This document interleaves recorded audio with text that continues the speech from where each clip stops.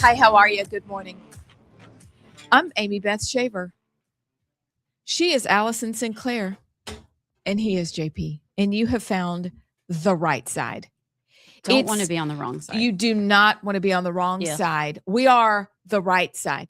Also, my husband wants to know where we got our sign. Oh, I'll text you. Chris Shaver's going to he's asked, and he's going to ask me again. I'll text it to you. But it's Wednesday. It's What the Hale County Wednesday. There is a county, maybe you have one. And basically it's it's not the Christian version, but it's just hilarious to say what the hell County Wednesday. And there's a lot to talk about. JP has crafted a magnificent montage. These stories are bangers today. All right. So we're going to talk about them. We have the word of the day. We have a new word of the day from a new friend. We're not going to say our new friend's name, but we got a new word of the day. And it's a Southern. I'm going to just put this out here in the universe. All right. So good. I'm going to put this word out here because there's a different word of the day that we need to introduce. And we've got the Gen Z word of the day. We have the regular word of the day. But I've seen some people on the interwebs do this. A Southern word of the day. And this is a very Southern word that's going to be our word of the day. Okay. This is and our friends are going to have to guess or use into sentence what this word of the day means. I bet you'll get it. All right. I don't know. It's difficult, but then once it dawns on you, you go, oh, it's good. That's good. It's good. I'm going to use it today. It's good. And so we have that. We're going to throw out there for our new friend that we really, really like this word of the day. And it's a Southern English word of the day. Okay. So we have that. We have Yammer. We have the montage. And it's What the Hell County Wednesday, which means it's time for hot flash news in the 11 o'clock hour. And you're like, hot this is the news? moment Allison remembers she has to do hot flash news. No, I sat last night while we were watching. What were we watching? Jared's really into the Washington documentary. What? It was either that or baseball. You haven't told me about the Washington documentary? Oh, it's good. It's Chris's really good. Dude. I can't remember if it's on Prime or Netflix, but it's really good. You should watch it. Listen, and go see Young Washington. We'll go see Young Washington. And this is... But I put together hot flash news last night. JP. I'm excited. I pulled it together. Pleasantly surprised. Yes, I know. Are you shocked? Look, okay. You need to watch Washington. All right, we're going to watch Washington. And do we have to move a minute? What kind of question is that? Okay. All right, so it's a full day. It is a full day. We hope we'll get it all done. The great Rush Limbaugh used to wave his papers. I just did that. And he used to always say, because it was true, I don't know if we'll get it all done in the stack of stuff. I don't know. That's up to how much we get out. But are you ready for a spectacular Wednesday? I was born ready, abs. Wednesday. Do you have people in your life that say Wednesday? I don't know if they're in my life. I've heard people say it before. I catch myself saying Tuesday or Monday. Not Monday. Monday sounds weird. That sounds funny. Tuesday, not Tuesday. I think Wednesday. I don't know. Now that I say it, I don't think I ever say it. Actually, they're the same people that say library. That just sounds dumb. Yeah. And library's okay when you're 5. I think the one that sounds the least dumb is Thursday. Yeah. Thursday. It's just a Freaky Friday. It's a Southern English thing. Tuesday. Whatever happened to Jamel? Oh, do not ask, okay? Because he popped up on pops up on my Facebook. Don't ask. I'll just say this. I saw a video of him on the beach a couple of days ago. Oh. Laying down, and then the waves came up and got him and pulled his pants down, and I saw a full moon of Jamel Brown. So don't ask what the pastor is up to, because it's not good. If you're not, he's not taking the loss very well. We have new friends from Washington, Spokane, other places. Just look up Jamel Brown. That's on your own. Please You're don't. on your own. No, please don't. But don't. If you do it at your own discretion. If you want to watch a character, don't say we didn't warn you. These are the Democratic gubernatorial candidates that Alabama puts forward. Bless their hearts. Man, I'm so glad that we had second thoughts about having him on. Well, when he started an OnlyFans account, that kind of decided for us. I had to unfollow him. Ooh, because that there takes were a lot for you to I'm gonna have unfollow to it somebody. does. It takes a lot, but there were some. Did y'all happen to see his workout videos? No, Oh, brother. I didn't. It just got to be too much. I'll leave it at that. All right, look, It's embarrassing. I'm gonna use. Are you guys ready for our word of the day? Already? Already? Okay, we don't have to do already because I could give you a quick little update. And Allison knows I haven't given one of these updates in a very, very long Is it time. about your chickens? No, they're all dead. They died. Yeah, they've been dead. Allison, they done died. Was I out of pause? Okay. Randelia is dead. She died from the heat stroke, I think. Abs. You were out of town. Allison, It's been like months. you were out of town. And we had the Cook's Pest Control man there on a Friday. So what, JP, was that like a month ago, 6 weeks ago? Right? It was like a month or so ago. Yeah. I had a flock of chickens. I had started off with one. Were we at the beach? I didn't mean to use that's not great English. I had a flock. They slowly dissipated until I had one left. And her name is Randelia, after a former listener on another show. Then we got more. I have bull mastiffs. They found my chickens to be delicious. They were unable to stay out of the chicken coop. It's okay. That's on me. But one day I had my two left, Beyonce, and I had Randelia, and they were out. No dogs. And Mr. Cook's Pest Control man comes in on the front door and said, Dr. Shaver, This is so sad. I need there's a dead chicken in your backyard. This is so sad. And Randelia had just dropped dead, I think, of the heat stroke. You're supposed to put out like ice in their water. I did. Like I had buckets of water around the yard. I had abs. I mean, do you know how familiar I've become with Tractor Supply and how much I'd like to go back, but I can't. My coop is empty. I'm so sorry for your loss. Thank you. I love It's my devastating. chickens. Emmy has a bunch of chickens now, our oldest child.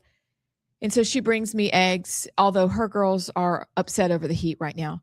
So I'll get them again, but not until Chris is going to build a man shed and he's giving me a she shed and it's all going to connect. Seriously. You're he such a boomer. She shed. he's going Just to, getting a because he she knows shed. I like plants and I'm going to be potting, et cetera, et cetera. You're gonna be And he's like, but anywho, so I am going to put an electrical grid JP. around my coop and then they'll live and then I can get chickens again. And then Beyonce died a few days later. Chickens don't do well alone. She was very sad. She was gorgeous. So that wasn't the update I was going to give. My update I was going to give was, could y'all please stop zooming in and out of traffic? Allison knows that years ago, I maybe gave like a once every 6 week traffic update. This is just from the bottom of my heart. Number one, if you're a student driver, I'm not sure you need a sticker on your car. Thank you. Just learn to drive like the rest of us did. Thank you. That is I so see the elitist of you. Double student driver.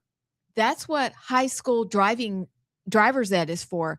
But all these moms with all these, be careful, student driver, be patient, except it tells on us as a society that we are impatient drivers. We don't use blinkers. We don't let people over. And then we zoom in and out like we're on Talladega. And that's what happened to me this morning. I'm like, dude, if you need to go somewhere, first of all, I see the student driver sticker in front of me. And then this guy zooms up on me. And I'm like, if you're going to the hospital, which is back that way, then just put your flashers on. But this guy was zooming in and out of traffic. Stop.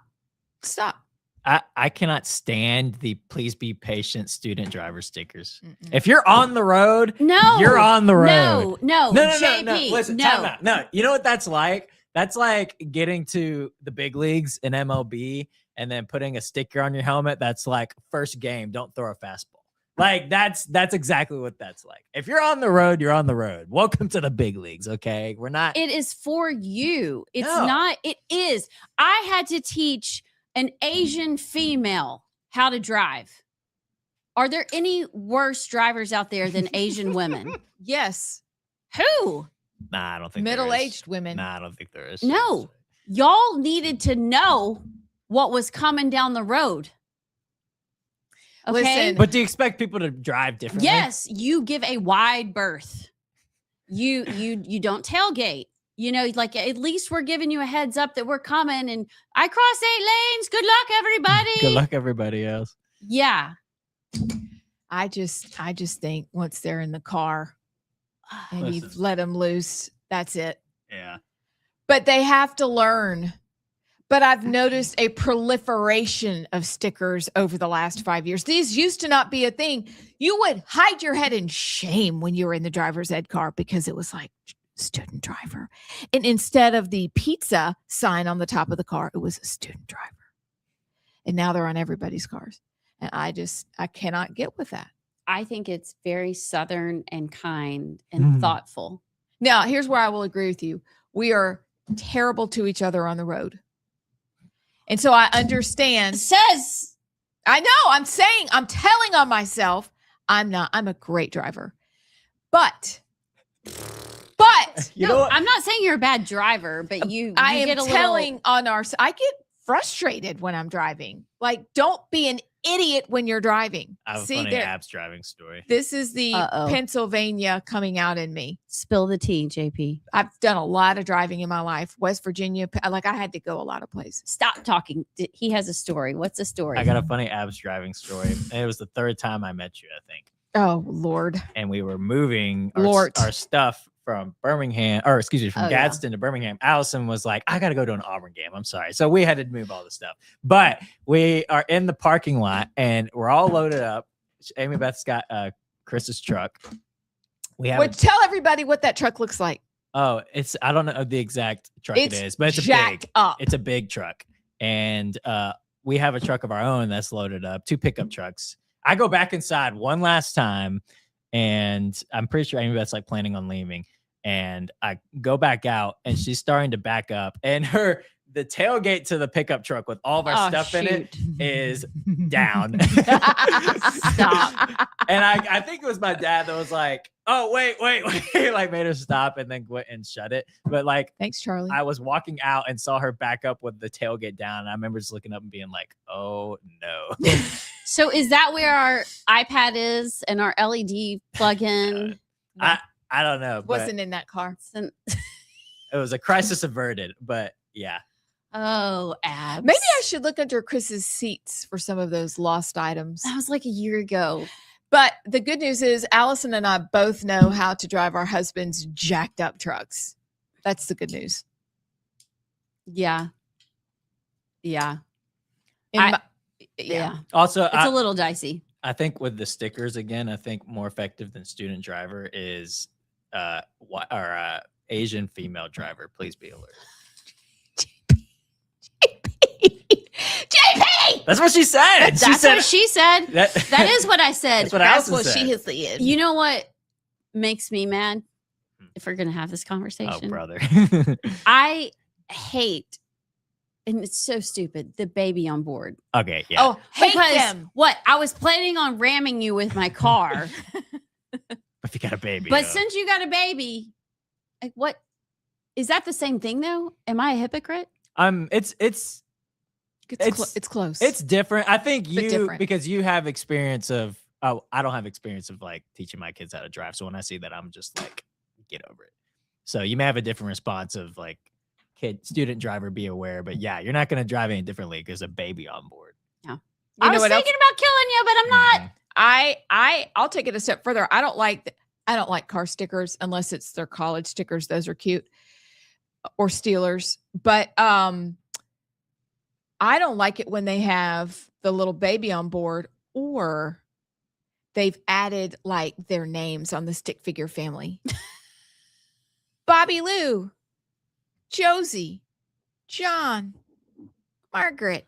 Like Don't tell murderers your family's names. So they just yell your name out in the parking lot and then get you because you turned in their direction and they whoop, just grabbed you. And don't tell everybody that your child's on the honor roll. Please, I that would make me almost ram your car. Now you're just a target. Y'all seen the license plates that say like their GPA on them? You know what? You know what I have to say about that? Peace out. You lie. And if you're I gonna know do it's that, it better be a 4.0. You can't put like a 3.3 GPA. You can't. You It can't. better be a 4.8 GPA. Yeah.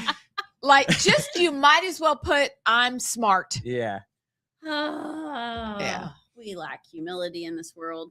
Yeah. Stop with the stickers and the honor roll and the blah, blah, blah, blah, blah, blah, blah. Stop it.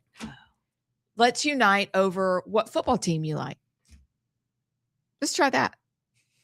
Even that's divisive. It is. But at least we know they're normal and they like sports. Yeah.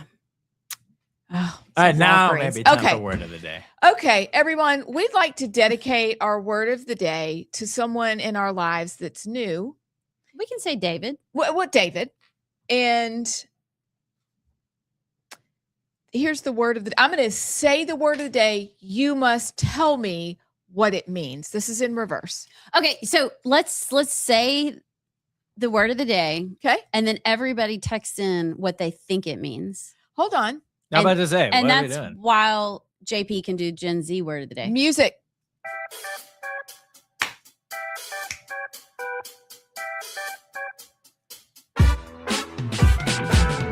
Three, 2, 1. Yeah. Okay. Yeah, okay. This word is so great. Spoda. Spell it. Spoda. Spoda. Spoda. Not to be confused with the Spody's nuts. Christmas China that you use by Spode. Yeah, no, not that. That's No. beautiful China. Yeah. Spoda. Spoda. Who is calling you? Oh, Walgreens is trying to remind me that I've got a prescription ready. Did they not know what you do? No, I try not to tell people what I do. I really try because then they'll either going to like it or not. And I just would like to maintain a level of coexistence. Oh, we got an answer, by the way. Okay. All right. Is it Brad? No, it's actually Kelly Joe. Hi. Whoa. And now we just got one from Christian Starrett. Okay. But Kelly Joe is first, so she gets it of Spoda equals supposed to. Oh, yeah. How's she know that? Because she's a Southerner. Christian Starrett got it too. Okay. See?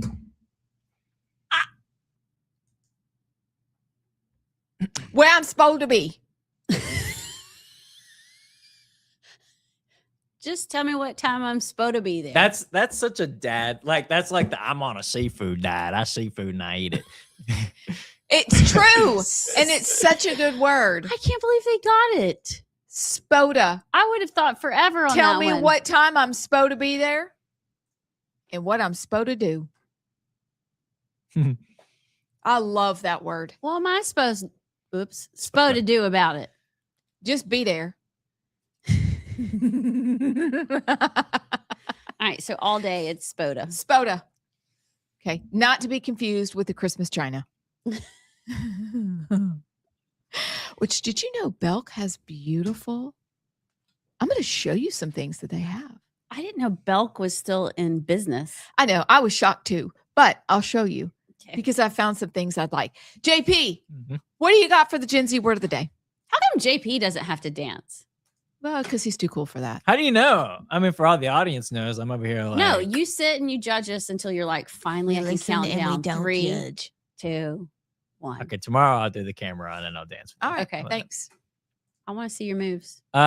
This Gen Z word of the day refers to the mental fatigue, reduced attention span, and cognitive sluggishness caused by excessive scrolling through low value, fast paced digital content like TikToks or YouTube shorts.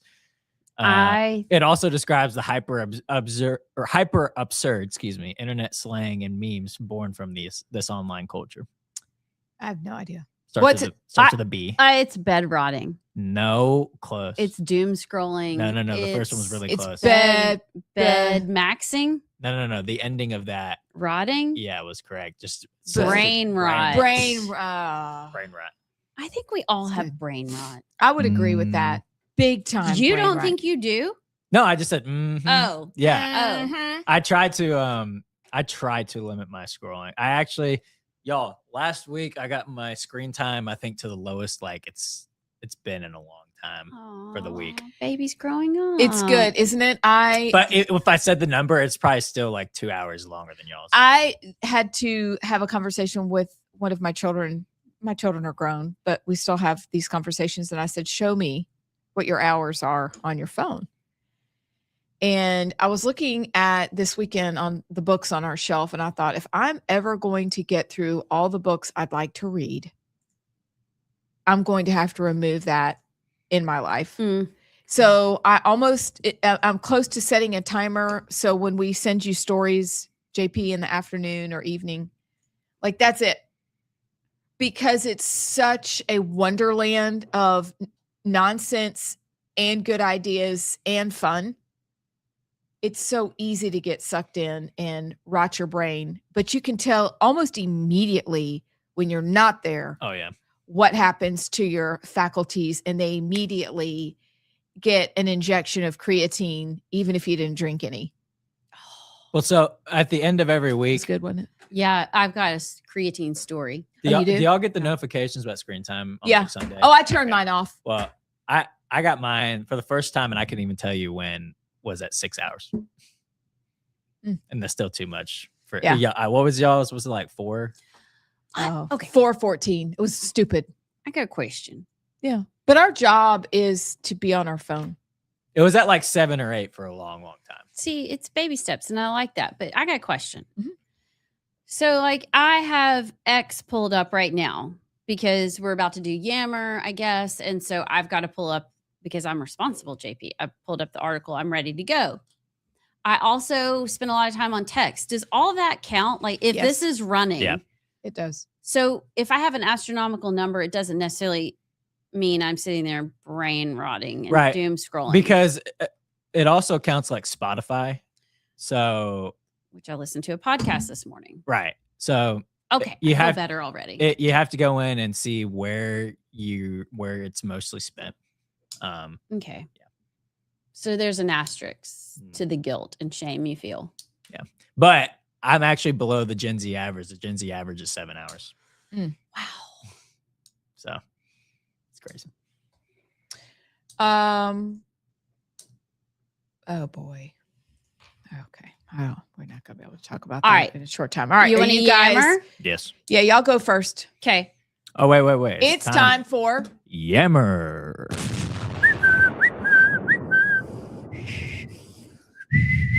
Hold on. Let me try it. I'm serious. Wait. Wait, are you telling me you can't whistle either? No. She I can can't whistle. go in and out. So I'm not going in and out. I'm Oh. just it's in the whole time, but I'm just changing the tone, How do you do that? like my tongue. Can you do it? Absolutely not. I was the only kid in my class who didn't know how to whistle. I felt so embarrassed by that. That's why I got good at reading. Wow. Can y'all do the? No. My mom Oh, can. my She can call a grandmother. horse. My grandmother. She could do just. it. I can't. Anyways, I'm a good clapper.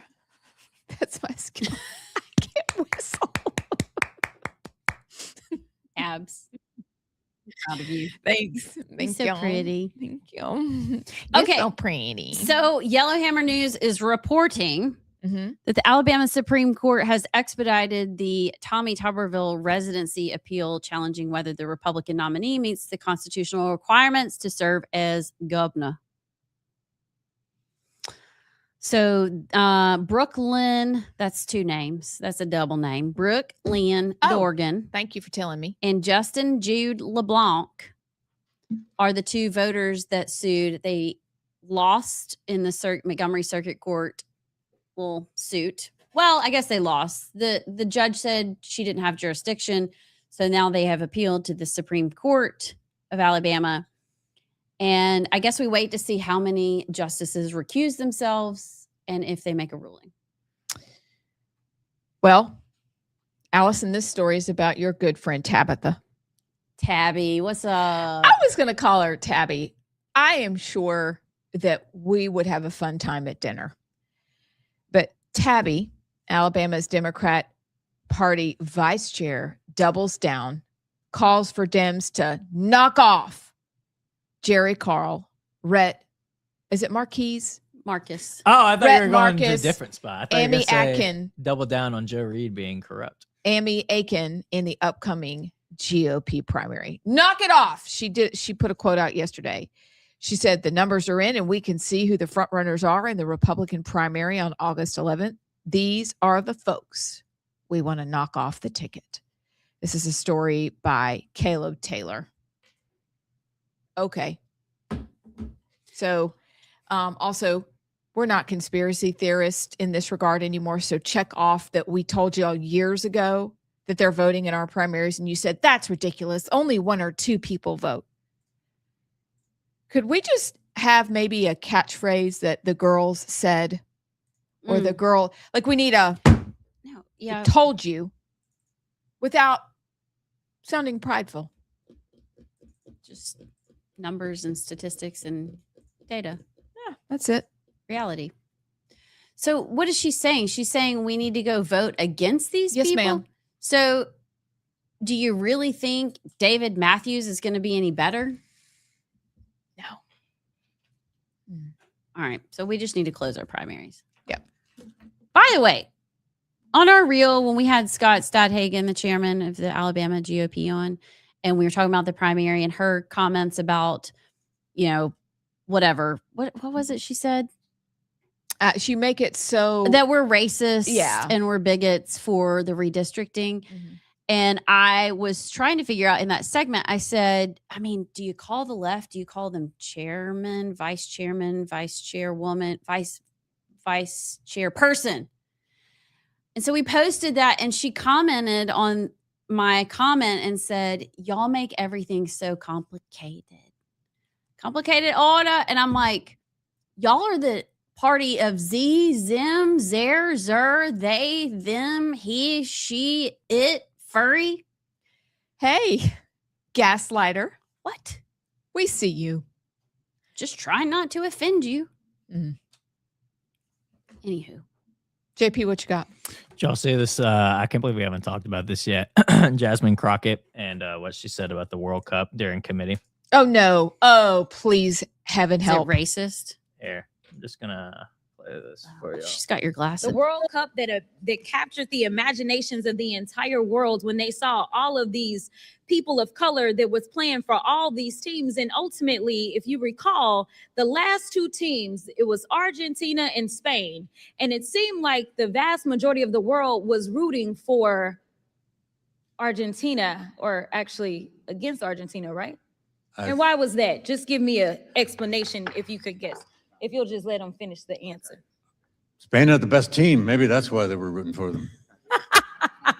There's also a racist history that exists. as it relates Mr. to Byer, you're Argentina. recognized. I stand Oh. market. The world We're gonna stop. Okay. Okay.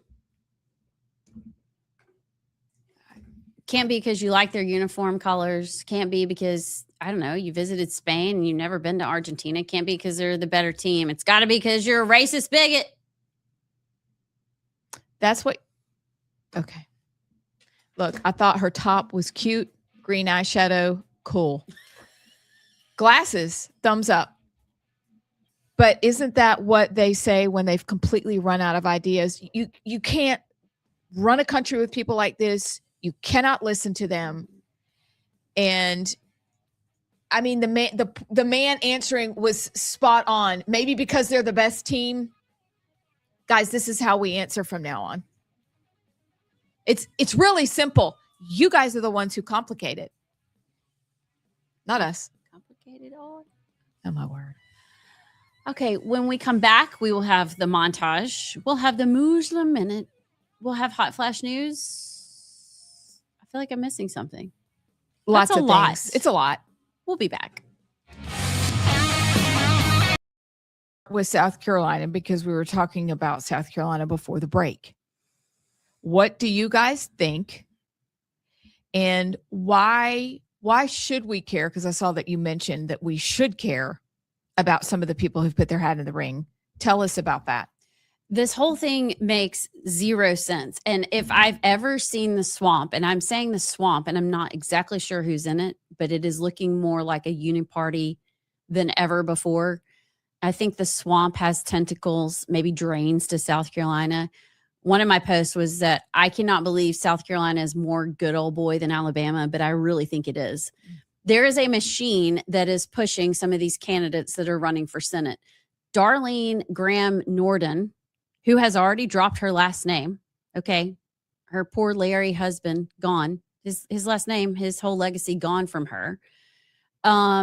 President Trump comes out. They say they're just going to support her for an interim term. Let's just not have an incumbent in that seat. Then President Trump comes out and says, not even 2 days into like her sitting in that office, we'd love for her to run. Then a week after her hero and rock brother passes away suddenly, she's now running for re-election, and she hasn't even been in office for a week. You do not do that unless you have the backing of an entire huge disgusting machine. Not once have I heard anyone talk about what she stands for and everything. She hasn't voted in the past 2 primaries. She voted in the runoff when Lindsay was in a runoff. That was it. South Carolina GOP just changed a rule like a month ago that said if you have not voted in 2 primaries in a row, you cannot run as a GOP candidate. They're about to go and make an exception for her and totally undo everything they've done. Meanwhile, you've got Russell Fry, who is a sitting congressman, who is now decided he's going to run for the Senate seat. But in South Carolina, you can't be on the ballot twice. So if he wins this Republican primary runoff, beats Darlene, beats Ralph Norman, he wins. The South Carolina legislature has to go into a special session to give him special privileges to be on the ballot twice so he can run and be on the ballot for his House and Senate seat. Meanwhile, that's going to cost the South Carolina taxpayers like up to a chat GPT'd it, like $200,000 to $400,000 just for you because you're a diva. I don't get it. It is the weirdest thing. And the only thing I can think of. So Ralph Norman's running. Nancy Mace is not running. Thank goodness. Russell Fry has announced he's running, and supposedly he claims to be like the most MAGA conservative. Never mind the fact that he will leave that House seat vacant until May. It's all really confusing, which means if we lose the midterms, Hakeem Jeffries could be our speaker. And that dingle dip is just dipping out and saying middle finger to all of America and my district. I think he's getting in to split the conservative vote so Darlene can win, because you either vote for Russell Fry or Ralph Norman. So I think he's trying to pull Ralph Norman votes away, who is by far the best candidate for this. And you can go off and say, well, he's 73 and that we don't need a 73-year-old. I don't care. At this point, we are like in this pivotal moment in America, and every vote counts. If you can get us through the next 6 years, however long he may never want to run again, I don't know, and vote right, which I know Ralph Norman will, be 73, be 79 when you get out. I don't care. And it's just the most bizarre thing. It is like this whole, and Tom Cotton came out and endorsed Darlene. What? Barrasso. I mean, all these people have come out and endorsed her, and we know nothing about her. And then people on X, it's real rich. They're like, why do you care? You're from Alabama. Well, you're an idiot if you don't care about our Senate seats. I'm sorry, we're not in 1980s America anymore. So can you tell I'm really fired up?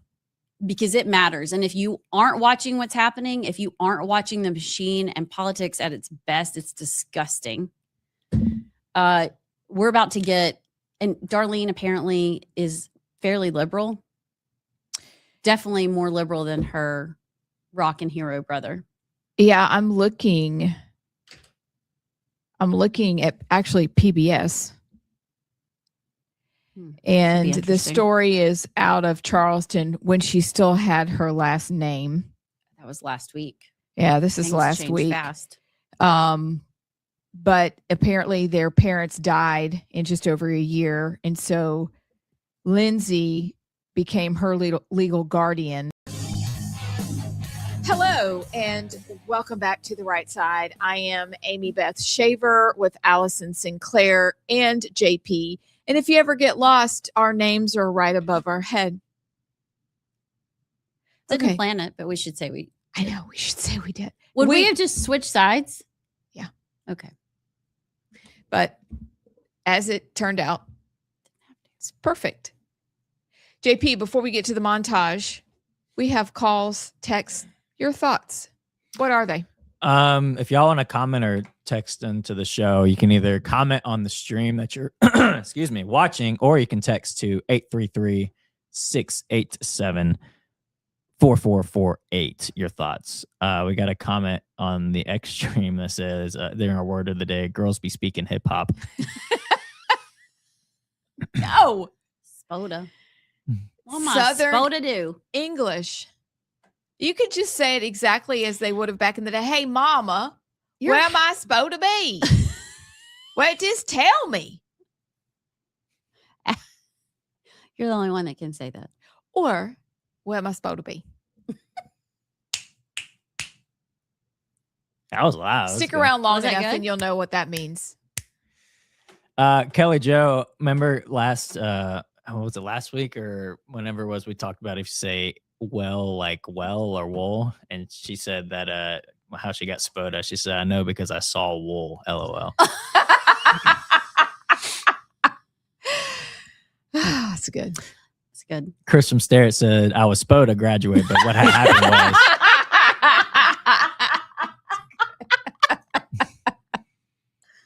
Okay, that's good. That's funny. Brad from Crimeston said catchphrase told ya. Oh, that's good. Told ya so. Told ya. Okay. Maybe we need to have told you so be because we're always right about all the Okay. conspiracies. Told you so. Oh, how about just like that? Told ya. Yeah. Exclamation point. Told you. Make a good hat.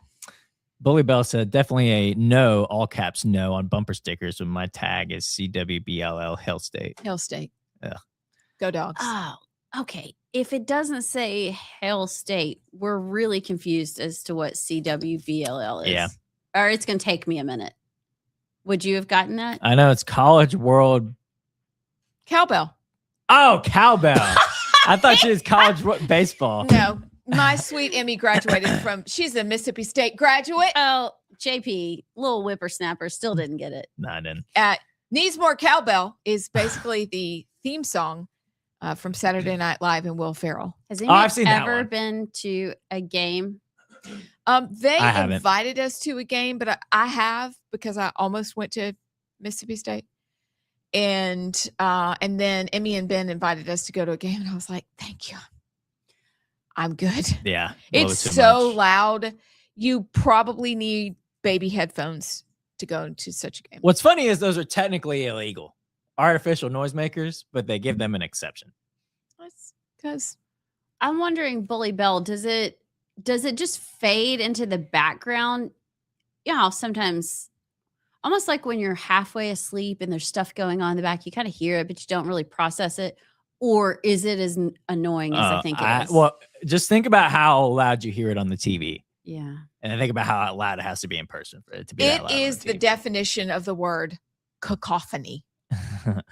It is loud. It is all together.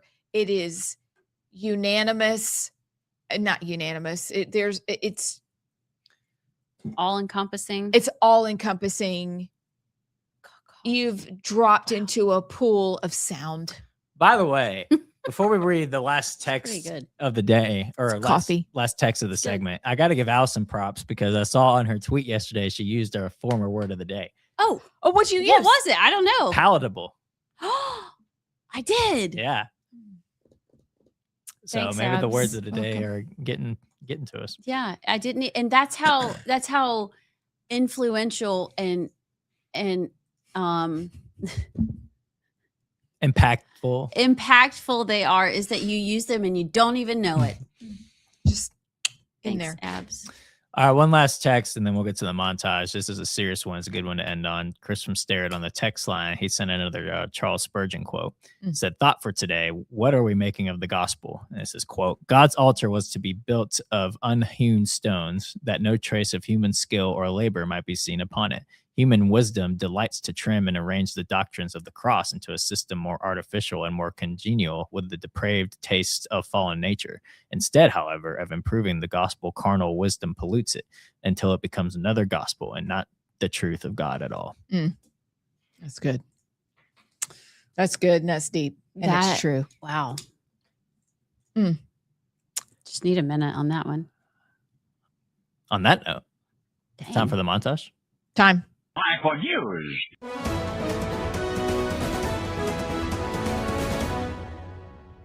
Is it important to be polite? Excuse me, sir? Is it important to be polite? Yes, sir. It's also interesting because the same mass action toolkit that your organization has been promoting references politeness as a defining characteristic of white supremacy culture.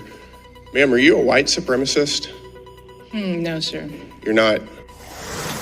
This breaking just a moment ago, New Jersey's Democratic governor, Mickey Sherrill, says that some 6,000 non-U.S. citizens were actually registered to vote in the state's motor vehicle system. As I've said, I agree with the ICC that Benjamin Netanyahu should be arrested and tried for his crimes. It is clear that we do not have the independent legal authority to enforce this warrant. The federal government, however, does.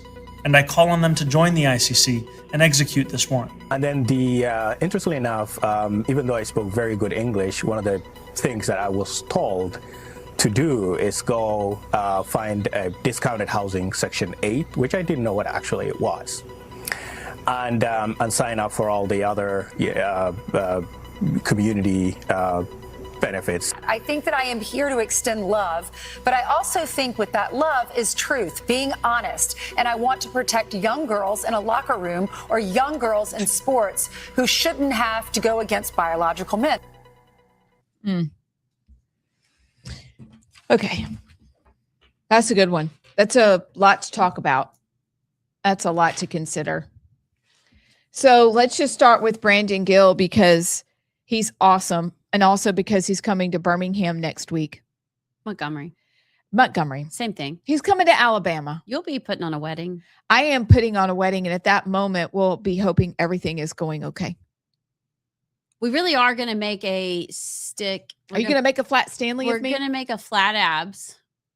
And we're going to put your face on a stick. And we're going to, I'm going to get a picture of you and Brandon Gill. Thank you. Just wait. You know that one that's on our wait. advertising material of us together? You want that one? Yeah. Okay. You look hot. I don't know what that looks like, but we look cute together. I would ship that picture. Is that okay? Yeah, but it's got to be just you.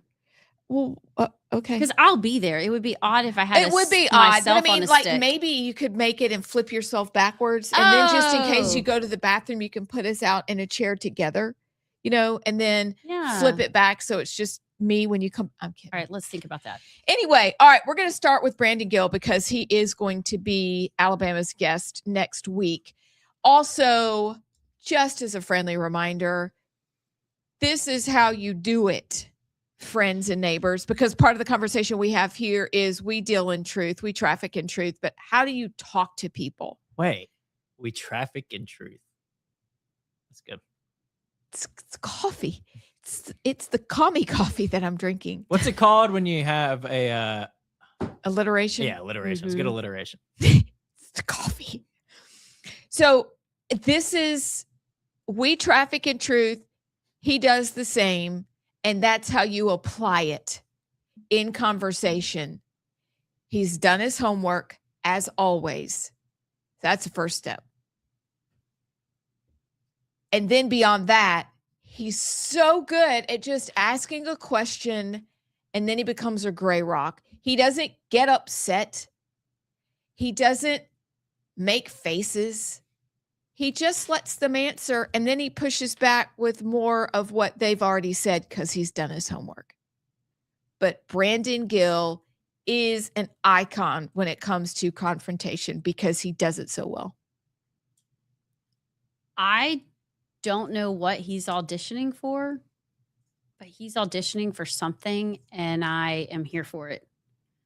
I actually, we're always duped. People turn out to not be who you think they are, and you quickly jump on the bandwagon, and then you're like, yeah, I missed that flashing red flag. I don't see that with him. Mm-hmm. I really don't. So I am really excited because he knows how to handle it. I don't know what his background is. I don't know what his normal person job was, but he's so measured and calm. And that's exactly okay, on X, I've been pretty mouthy lately. And I've been mouthy about stuff in South Carolina, which Gained a lot of new followers. yeah, and it's good, but people will comment, and I love it because I'm getting hate, which means you're doing something. But literally someone was like, "You're stupid, you're dumb," and I go, "I just won. Right. I just won." Because when you start reacting and start calling names and start saying stuff like that, that means you've lost the argument. He never loses the argument. Never. Ever. So It's masterful. Because we get stopped often from people and they ask, what are we supposed to do? Where do we get involved? And then how do we talk to people? Watch Brandon Gill. That's how you talk to people. But beyond that, he's dealing with a woman who, under her leadership, the Smithsonian has basically become a dumpster fire that smells like baby diapers. Like it's tragic. Hot dog water. I almost said that, but I wanted you to say it. I know that's, if anything smells bad, It's hot dog water. Mm-hmm. Can we go through? I don't know if now's the time, but I did want to go through this. Oh, okay, we're doing it now. This is insane. Put your glasses on. Excuse me. I get my glasses. I actually think these are yours. Oh, these are my Vanita Mae glasses. These are my Jeffrey Dahmer glasses. Yeah, it's fine. Because my aunt was in class with them. So Yeah, you've told that story before. Yeah, my Aunt Missy. She was in class with him. Dude. He sat behind her in English and he carried a briefcase and she said he was weird. I bet he wore those glasses. Oh, I bet he did. Ooh. All right. Let's go through the delightful list. Starting with slide number 1, Sinclair. Well, this is what it says in the Smithsonian. Aspects. This is what section is this in? By the way, where do you go find this? Where is this appropriate? I guess by the porn. I bet it's right by the porn. It's by the S&M stuff. Yeah, the weird rubber. Don't ask your mom, kids. Okay. It says aspects and assumptions of whiteness and white culture in the United States. White dominant culture, or whiteness, refers to the ways white people and their traditions, attitudes, and ways of life have been normalized over time and are now considered standard practice in the United States. And since white people still hold most of the institutional power in America, we have all internalized some aspects of white culture, including people of color. Abs, where are you going? To get her book, The Naked Communist. All right, the first terrible aspect of white culture is rugged individualism. So bad. The individual is the primary unit. Self-reliance, independence, and autonomy are highly valued and rewarded. Individuals assume to be in control of their environment. You get what you deserve. Those are things that are terrible in America. The family structure. The nuclear family that has a father, mother, 2.3 children is the ideal social unit to white people. Husband is the breadwinner and the head of the household. Wife is homemaker and subordinate to the husband. Children should have their own rooms and be independent. Terrible, terrible whiteness. This is in the Smithsonian. Emphasis on the scientific method, objective, rational linear thinking, cause and effect relationships, and quantitative emphasis. So basically, you have a brain and you use logic, and that's white and white supremacist and wrong. So the history, they say, is based on Northern European immigrants' experience in the U.S., heavy focus on the British Empire, the primacy of Western, i.e. Greek and Roman and Judeo-Christian tradition. And then there's, oh darn, a Protestant work ethic. Hard work is the key to success. Work before play. If you didn't meet your goals, you didn't work hard enough. Wouldn't it just be easier if it started out with, number one, we're racist. Number two, we don't want you to think. Number three, every single thing on this list is communistic in its list. It's everything in this book. We talk about the book all the time, The Naked Communist from the 50s, from Cleon Skousen.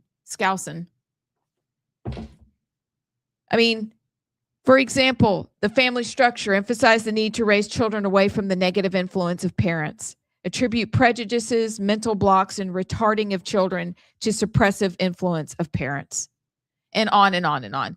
This is communistic, and yet it is in the Smithsonian, that place where we go to learn about the history of our country and celebrate our culture, and all they're concerned about is dividing us and separating us from who we are, both good and bad. But that's all they're concerned with. And so that results in a very stunted and infantile understanding of who we are. But for the communist, it always becomes this reductionism, this let's boil it down to one tiny little thing and make it that. It shrinks the world from being big and beautiful and complex and hard to tiny and only this. No wonder nobody can think anymore. I'm sorry. Okay. These two are my favorite. Page 2. According to the Smithsonian and whiteness, it is terrible to plan for the future, delay gratification, and to make progress with yourself. And time, rigid time schedules, racist. Time viewed as a commodity where you respect other people's time, racist. This is in the Smithsonian, and it is basically everything against our Constitution, our Bill of Rights, our founding fathers, and their vision for America. And the Smithsonian is displaying this. Somebody needs to be arrested. So could I ask a question? Yes, ma'am. So is it better, for example, under the competition, instead of be number one, be a loser? Yeah. Instead of win at all costs, try hard to lose, winner, loser dichotomy. So everybody's in the squishy, already chewed gum middle. Action orientation, let somebody else do it. Master and control nature, let somebody else be in control of you. Must always do something about a situation, just let it lie. It'll work out. Aggressiveness and extroversion, be quiet and submissive. Oh, oops, I don't think they meant for that one to be on there. Decision making, don't decide. Majority rules when whites have power. What? How do they get another drop of our taxpayer dollars? Why is this still up? Why is she still there? Deport. I mean, seriously, this is everything that is anti-American, anti-Constitution, anti what this nation was founded on. It's really actually is weird. I mean, it's straight up communist. Straight up. Create chaos so that somebody else can come in and take control. Every single thing on that list that I just read about competition, for example, and I did the inverse of it, is about somebody else taking over so we don't have to do anything. It is for people who go Claim your power. Claim your right. This is actually about having nothing. No power, no rights. Wow. Not a fan. Not a fan at all. JP, are we way over for a break? I was just. Is it the pulling- first time all Wow. week we've been on time? No, I pushed it back. We were late. Oh, yeah. Oh, we are. Oops. Yeah, we are. When we come back, we'll have more montage and hot flash news. And the Muslim Minute. oh, the Muslim Minute. We'll be back. When she was 13. And I'm just looking, they're stressing just how close they were, how friendly they were. They loved each other, blah, blah, blah. But I can't find anything about her. Like there's nothing. That is so weird. You should be able to at least find some things that she's commented on in the past. She is a blank slate. So whoever's controlling her she can be to them whatever they want her to be. 100%. That's dangerous. I can find nothing. There's nothing of substance in the PBS article. There's nothing of substance when you go through and just try to scan anything out of South Carolina, nothing nationally. I'm just going to go fill my brother's seat. Yeah. But why, y'all help me with this. I don't understand. Why is Donald Trump pushing her? Was he that? I know exactly why. Is he? Why? Why? Well, I mean, we've talked about how the Trump movement and MAGA had been hijacked by the neocons and Lindsey Graham and then a lot of the special interests and others. And it pretty much became the machine that Trump was running against in 2016. Whether it was flattery or whether it was just talking him up and he liked to hear positive reinforcement. So he was able to be swayed by the Lindsey Grahams and others who are very charming and able to do that. It's just as simple to me that Trump has a reliable vote in the Senate because it's the same thing as where these candidates get groomed as outsiders and they're going to go to DC and not know anything. So then they're just going to be told what to do. That's exactly what this is. Obviously, there's the aspect of I do think Trump and Lindsey, or I think Trump genuinely loved Lindsey as a friend. Would I have preferred Lindsey to not have as much say in this administration? Obviously. Excuse me. But I think it is a situation of we need the Save America passed. We need all these crucial pieces of legislation passed. If I have Darlene going there, I know she's going to do whatever I tell her to do. Russell Fry and Ralph Norman would both vote for that. I'm just using that as an example, but I think would you rather take a gamble on a Ralph Norman or somebody else who's been in DC and may be more independent, or have an outsider like Darlene come in and I know she's going to vote how I want her to vote every single time Because I own her. I own her. And also I can use the reasoning of Lindsey passed and this is Darlene carrying on Lindsey's legacy. So that can be the air cover reason. But the true reason is I've got a Senate seat that I can count on every single time. Because that's what Lindsey was. Lindsey was a seat that he could count on every single time.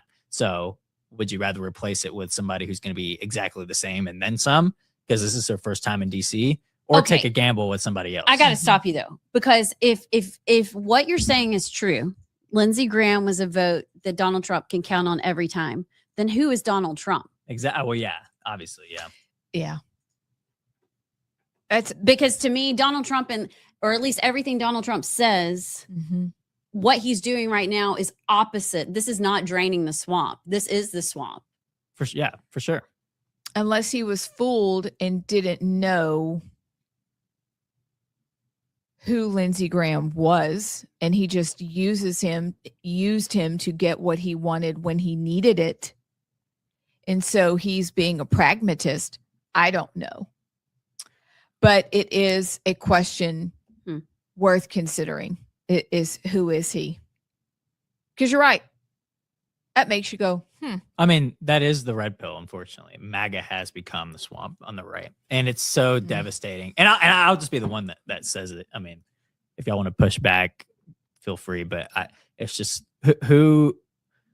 And we can talk about the Susie Wileses and the others that are having, that are pushing back on mass deportations and all of that. But it is a top-down issue, unfortunately.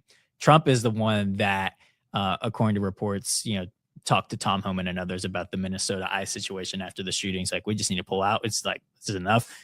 Trump is the one that went out and said, we don't want to put the hotels and the farm workers in such a bad spot by deporting all illegals. So we'll just go to criminal illegals. And then you've got the mass amnesty discussions with those bills.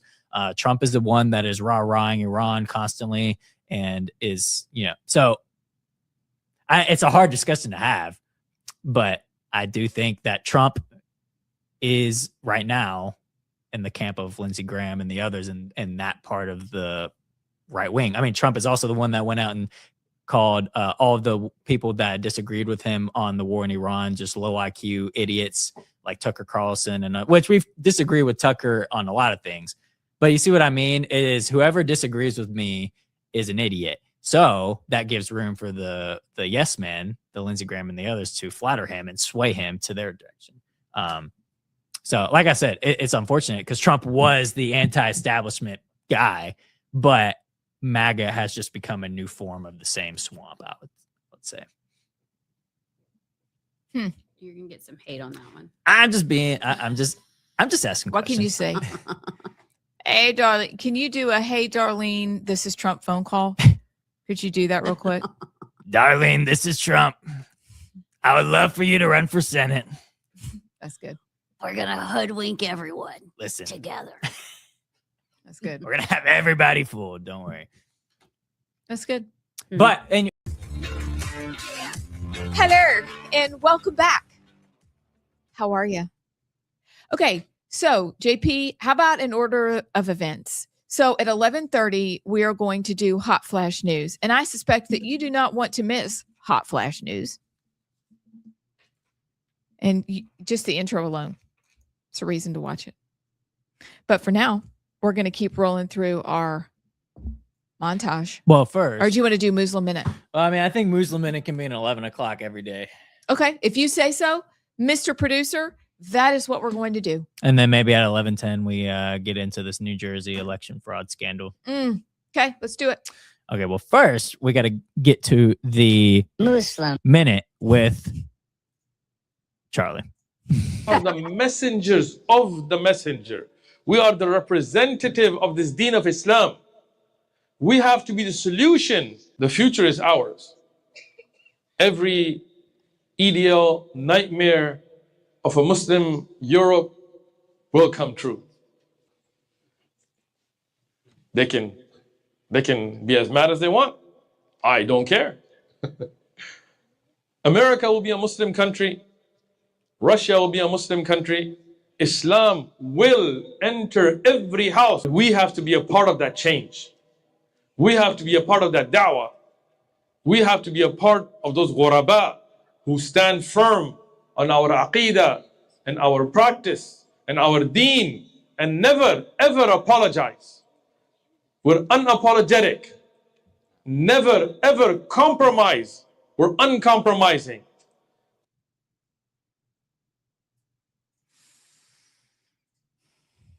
I guess we'll start every Muslim Minute with this. When are we going to believe what they're saying?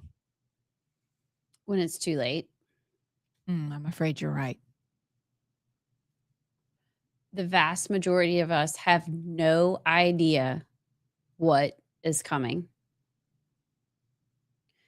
And honestly, I think I thought about this last night at about 2 a.m. I think when people hear that, they think that's not in my city.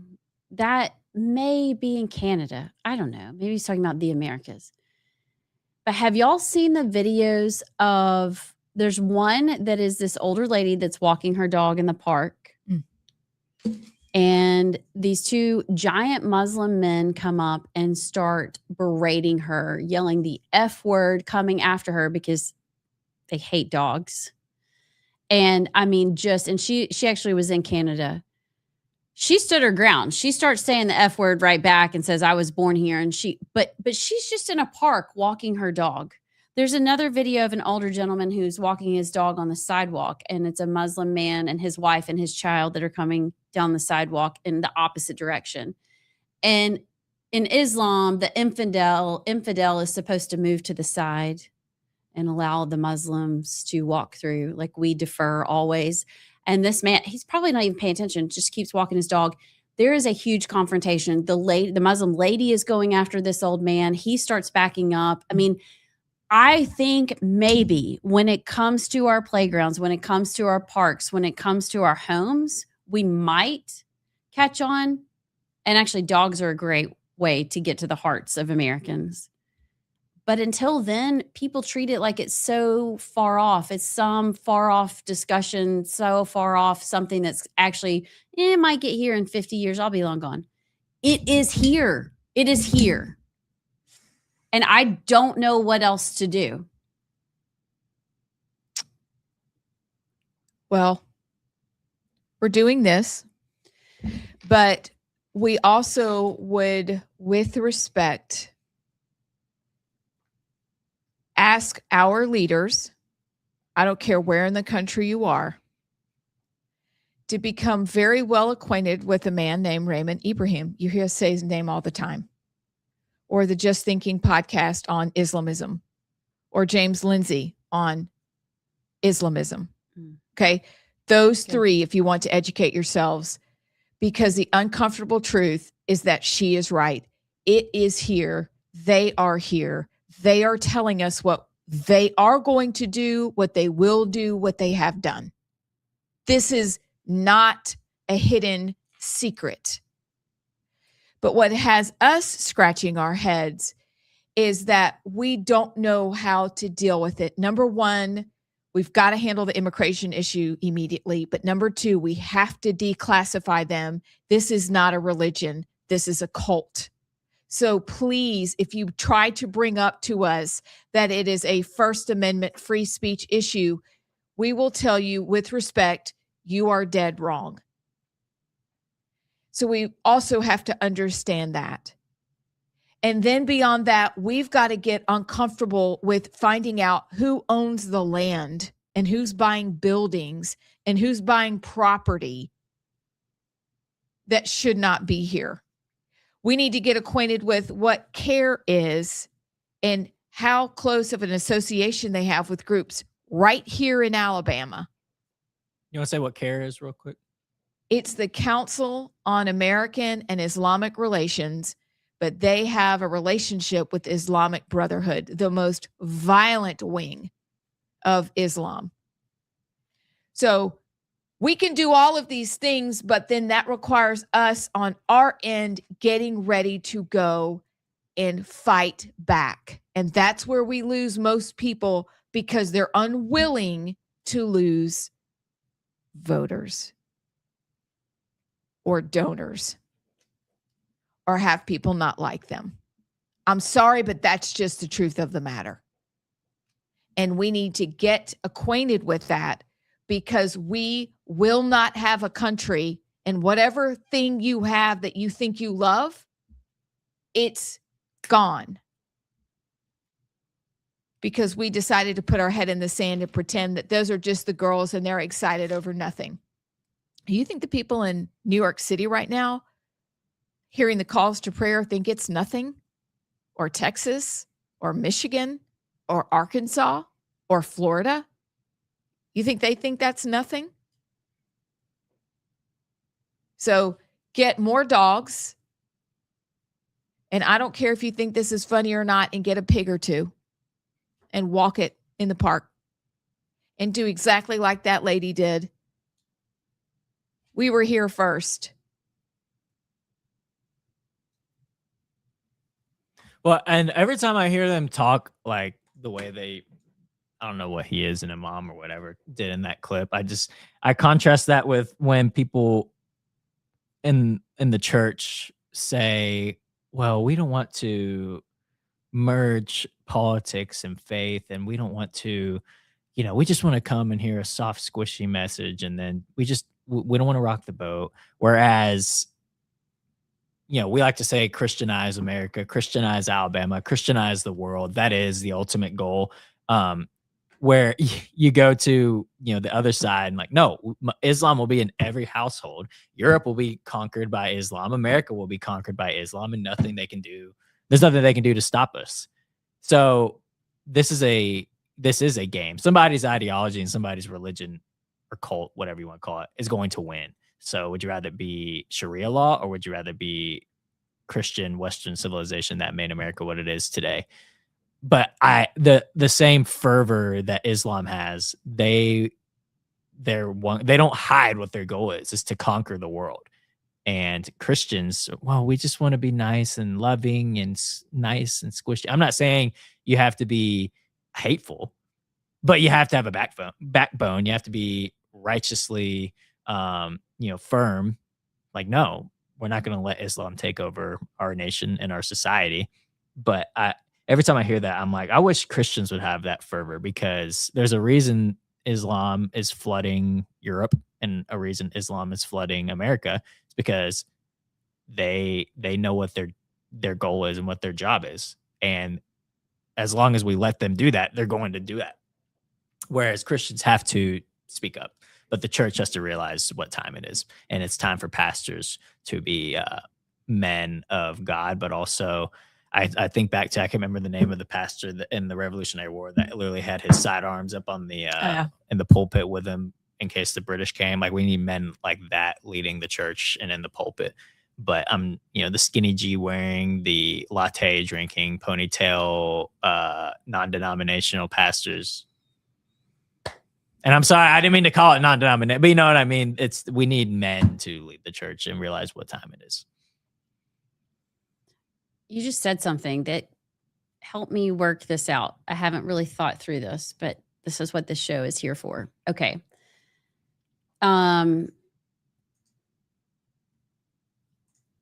I don't think Islam is a religion. I do think it is a cult. It is a death cult. It has all the markings of a cult. However, that would not hold up in a court of law as it is now. It is a designated religion. But as you're talking, I'm thinking Islam, and this is part of the issue with Christianity and niceness in America and how they take advantage of us. But Islam is also a political ideology, not just a religion. And I know separation of church and state wasn't in the Constitution, isn't in the Constitution. It's a something that came later, but could we use that to our benefit, use that argument that Islam is actually not a religion, it's a political worldview, it's a political ideology, to keep it out of our government and to take away its First Amendment rights? It's basically a form of, they have Sharia law, which is a totally separate justice system that they are saying they are going to implement. So how is that not what's it called? A takeover, a hostile takeover. Hostile. There you go. Invasion. Not hostage. An invasion. And against, just like communism, we have the Communist Act of 1954 or whatever it was, where if you were actively lobbying on behalf of the Communist Party, you can be deported and sent back and exiled. How is this any different? Yeah, it's all in the definition, religion or cult, But I'm thinking outside of that. I'm thinking we need to play on the political arm of Islam. Where they want to merge socialism and Islam and communism and Islam. No. So the problem comes in is if Christianity were enacted the right way, you could say the same thing of Christianity. Because initially and originally, we were the courts, we were the church, we were everything. And we stopped doing that. Political Islam, it is all one thing. And so there is no separation, exactly what you're saying, between their worldview and how they live it out. Like, it's all one ball of wax. Right. If Christianity is enacted properly, it is the same thing. Except we've allowed people to get inside of Christianity and say there's an upstairs and there's a downstairs. There's a private practice at home, and then there's a public life. That's actually, we're not even given that opportunity in the Bible. It's all one thing. We think it's separate. They, however, don't believe it's separate and they don't live that way. And so you've got two things. You've got Isaac and Ishmael coming together.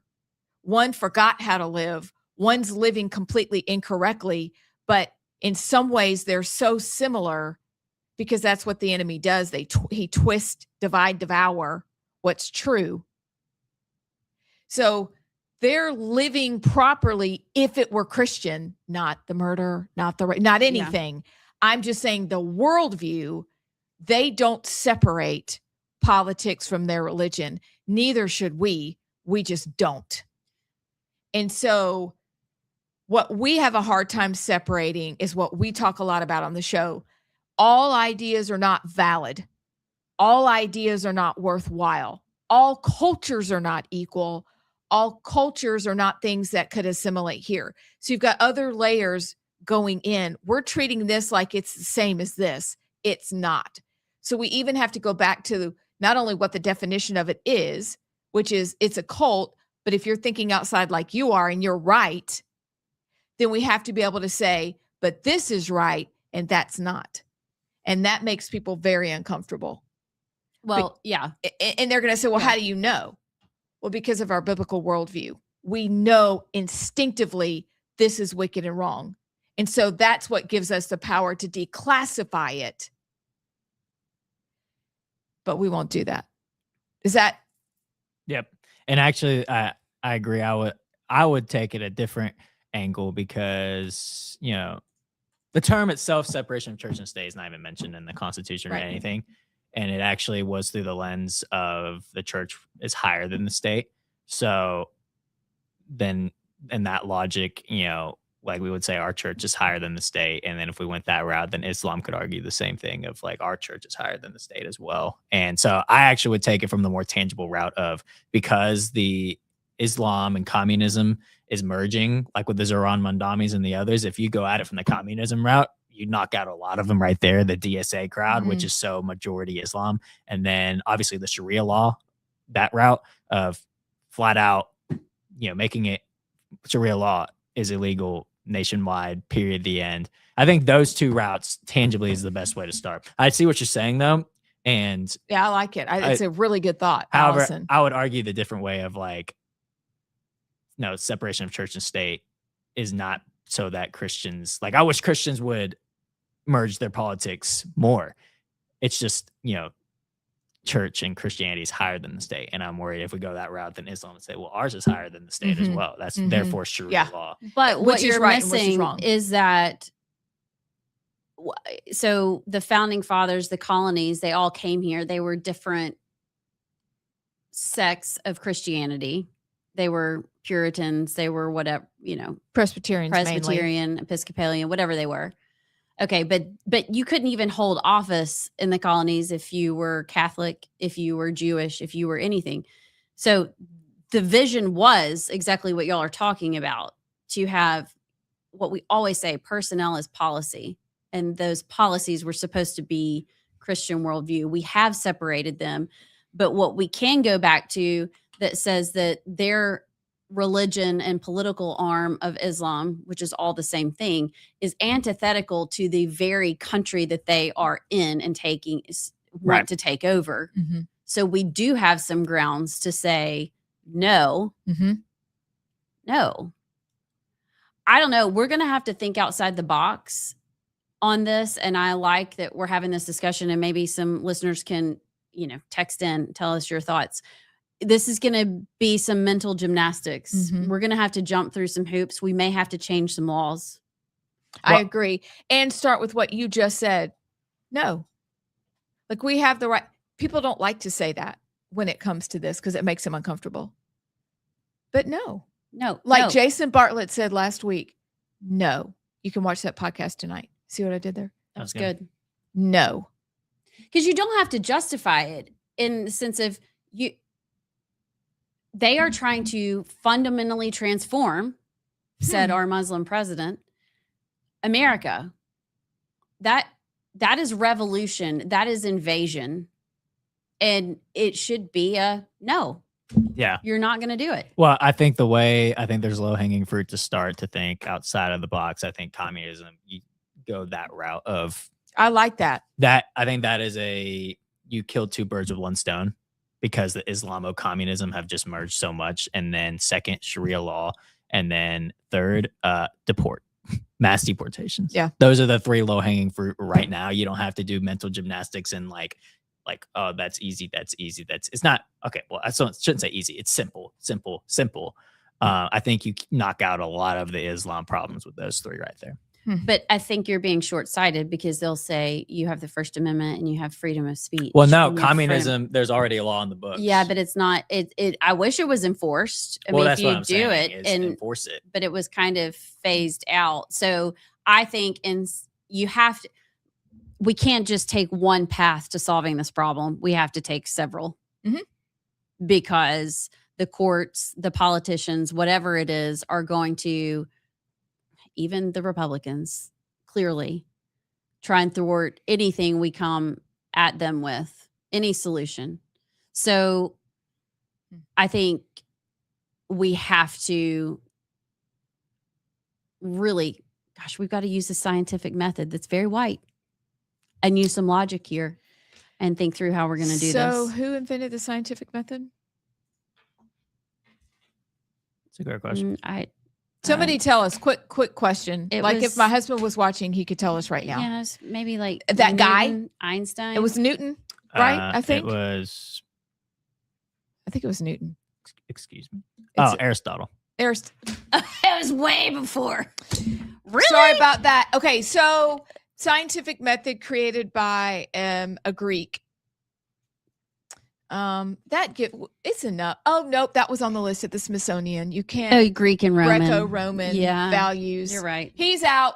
Okay, Weren't they brown? ish. According to the Odyssey. Yeah. If you go there, I mean, they weren't like us. They're a little more olive, right? they're, wait. yeah, They're more like you. I fit in wherever I They're go. Italian. They're Italian, mama. By the way, we got about 2 minutes, but we got 2 comments on Twitter. X. American politician speaks of Islamic invasion. Average American voter becomes afraid. Average American voter votes for opposition. Average American voter no longer hears about Islamic invasion and is no longer afraid and mindlessly comfortable. And Islamic invasion continues. That's yes. And then he also said, we have to build / reforge men capable of being uncomfortable and who willingly carry the heavy burden up the steep hill. Oh, that's a good word. Capable of being uncomfortable.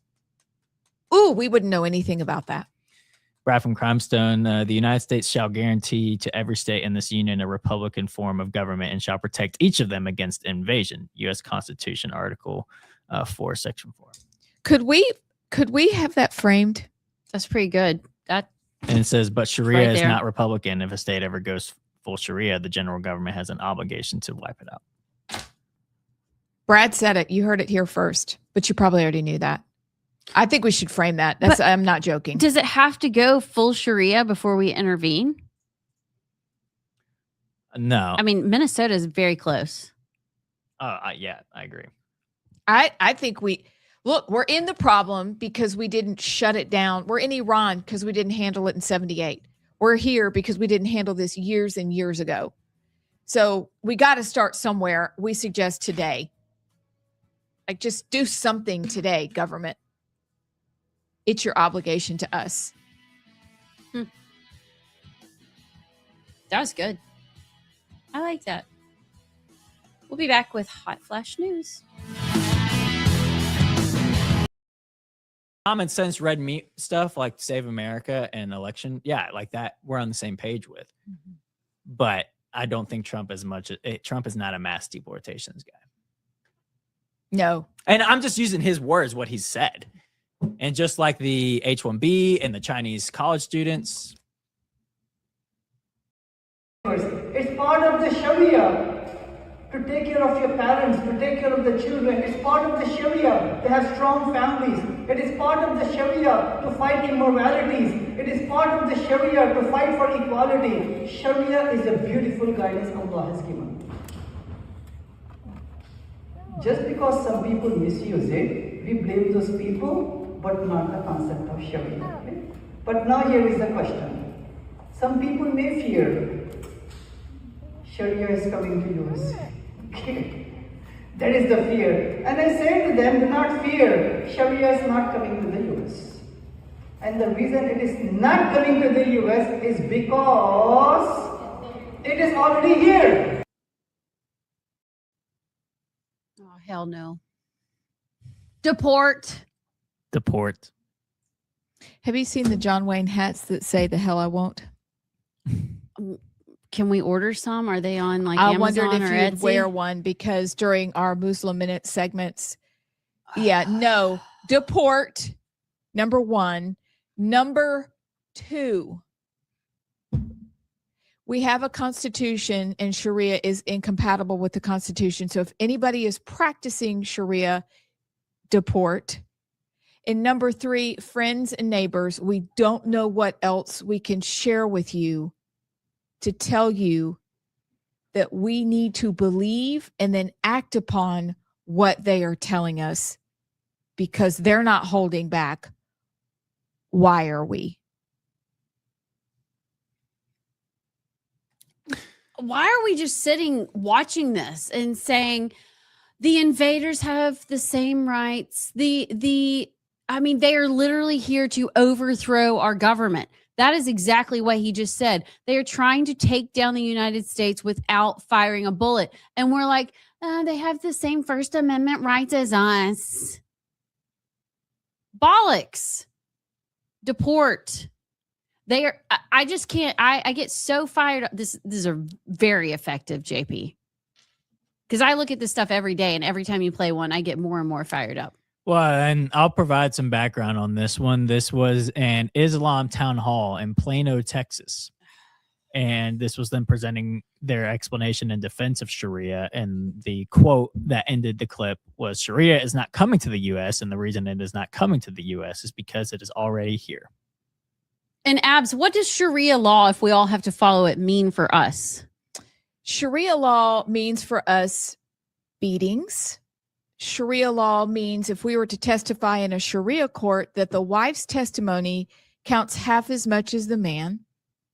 Sharia means that basically men are free to run your lives and do whatever they want to do because they can. In Islam, men are instructed and shown how to beat their wives. They are allowed freedom that is incomprehensible to us. They argue for and can defend marrying children. That'd be 10 and under. They argue for that. They defend it.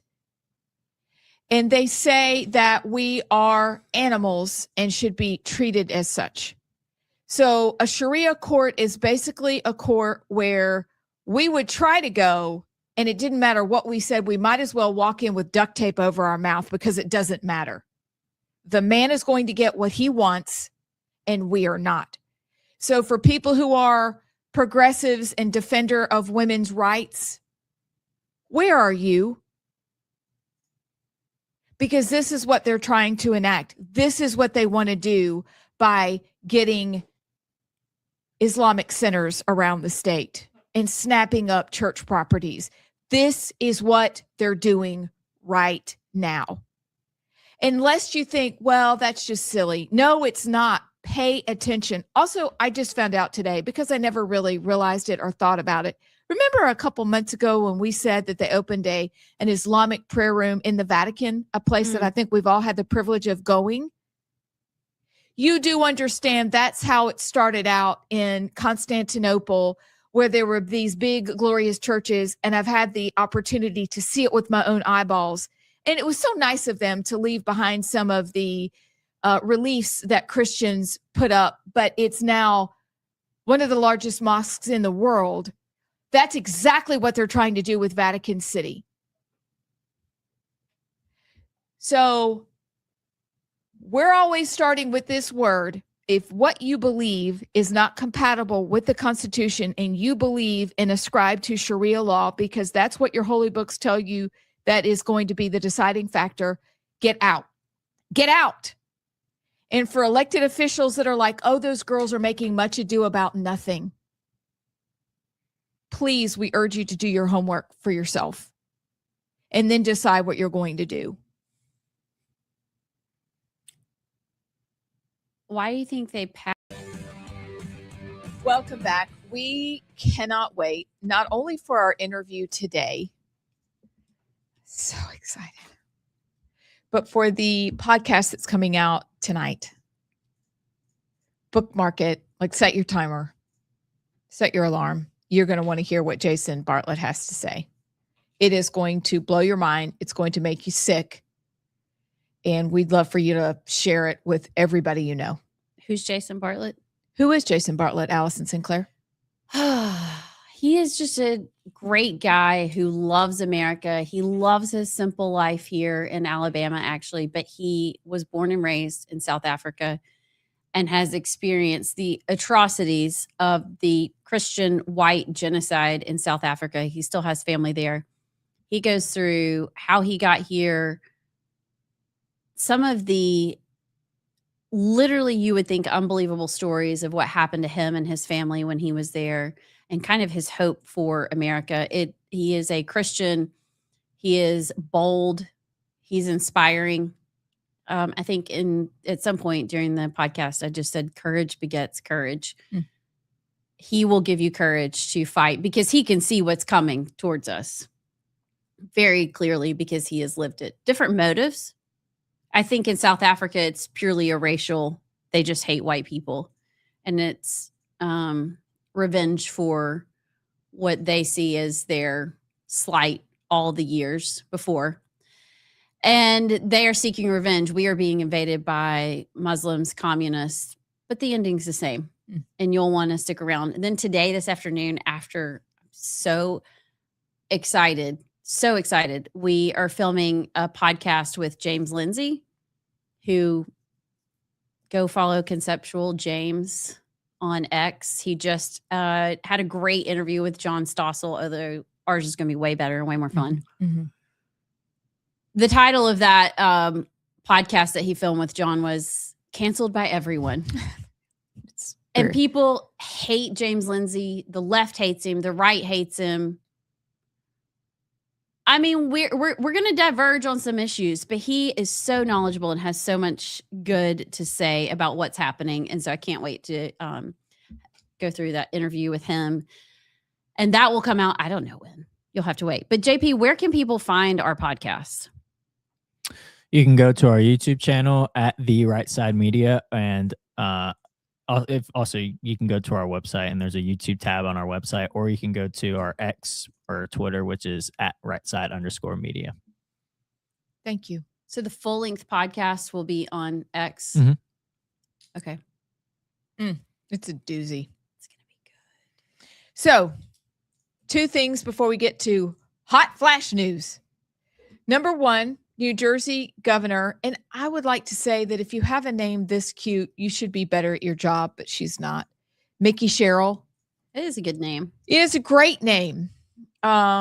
She says a software glitch in the state's motor vehicle system mistakenly registered about 6,600 non-U.S. citizens to vote. It's a mistake when they applied for a driver's license or state ID. It's a glitch. But you know what Trump said? He said that there are 5 times more illegals registered than that, actually. Yeah, that was my initial reaction, was like, I mean, I appreciate every illegal vote adds up, but 6,600, like if you're going to do it, go for the gusto. That's right. That's what I don't understand. Like really, really swing a race, but I don't know if that's really swinging a race. Well, yeah, Trump put up a truth, and here I'm gonna put it up on the screen. Said 35,152 is the new number just released by Homeland Security of non-citizens registered to vote in New Jersey. These are just the ones that got caught. The real numbers will prove to be many times this amount. They are all Democrats. Republicans get smart and straighten out our crooked elections past the Save America Act. It's like a kid trying to tell you a little bit of the truth to make the rest of it like to save their butts. More palatable. Yeah. Yeah. I did that. I did too. Yeah. Nice. And then the second story is Zohran wants to address Bibi Netanyahu. And then he actually had to come out and make a statement, probably saw it, saying we can't actually address Bibi Netanyahu, the war criminal. Here is what is so, people need to start viewing Mom Donnie. That was good, Allison. It's a real struggle. But you did great. It has been from the beginning. Very palatable. I'm trying. And his little empire of New York City, he is running it like it is his own little country, his own little nation with its own little rules. And he's giving a giant middle finger to the U.S. federal government. And even now, even though he had to back down his campaign promise of arresting Netanyahu when he comes here because he has zero jurisdiction, he gets on and basically gives a State of the Union address from behind a desk, very presidential, from his own little empire that he's created. And that's terrifying. That is how you destroy a country. And he just is talking about how proud he is. We're proud of our sanctuary city. He is building his own empire within the United States. And for some reason, everybody is looking the other way. They'll talk about it. Mm-hmm. They'll say, even Donald Trump, the communist. Nobody's doing anything. Yes, ma'am. Is Netanyahu there today? No, he'll be there in September for the United Nations. He's coming. Okay. I just want to make sure I didn't miss anything. My son's getting married next week. I'm not quite right. Okay. That's what I thought. He was talking when he was doing his address. I can't address him, blah, blah, blah. And I'm like, okay, but this isn't happening for some time. He's planning, which is a very white thing to do. He's planning for the future. He is planning for the future. Him. Shame. But what I thought was ironic, I just wanted to throw this out here, is because he's freaking out that Bibi Netanyahu's coming at all to his fair city. Okay.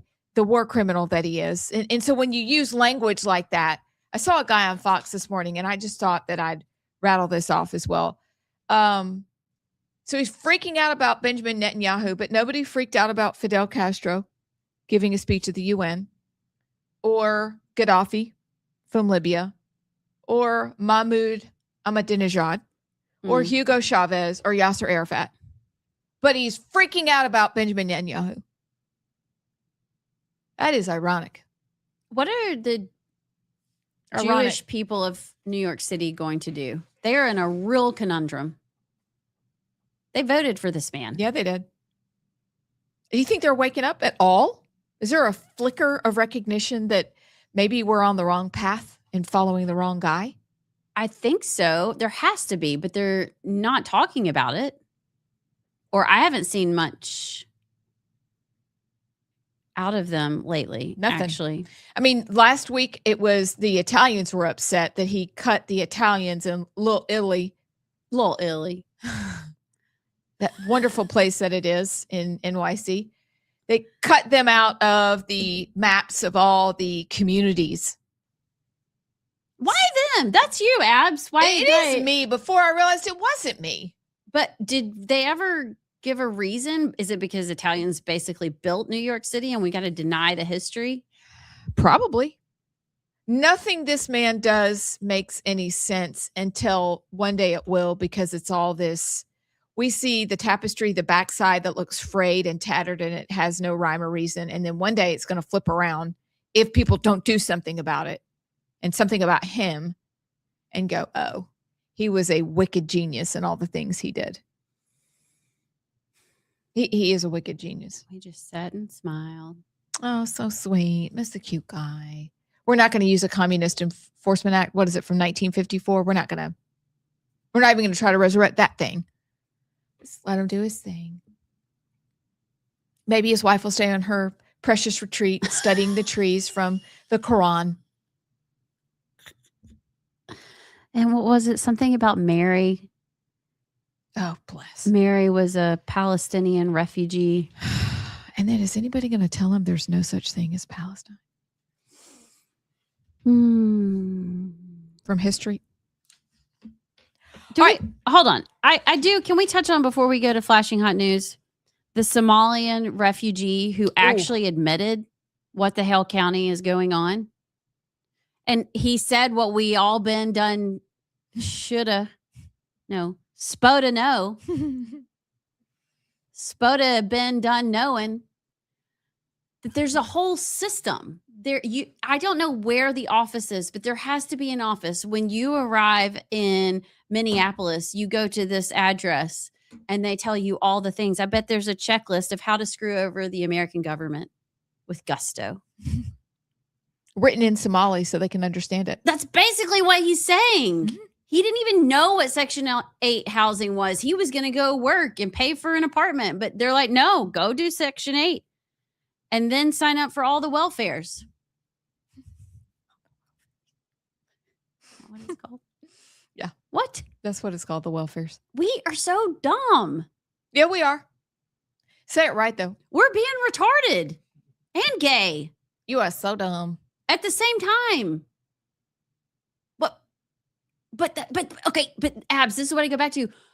We're not dumb and retarded and gay. Well, some of us are, but we're generally not. So why are we behaving like this? And just, we'll get to it. You remember the movie WALL-E? WALL-E. And they rode around on their little that was recliners. Good. I felt like that was great. You know, do you remember in the movie they have that sound and they're sitting on their little moving pool recliners, sipping their whatever smoothie they've been given for the day. And I think they could watch TV, but they didn't do anything but relax and live a life of leisure. It's what Todd's always saying on Steve Days. It's the bread and circus. We've had our bread and circus for so long. We're so comfortable.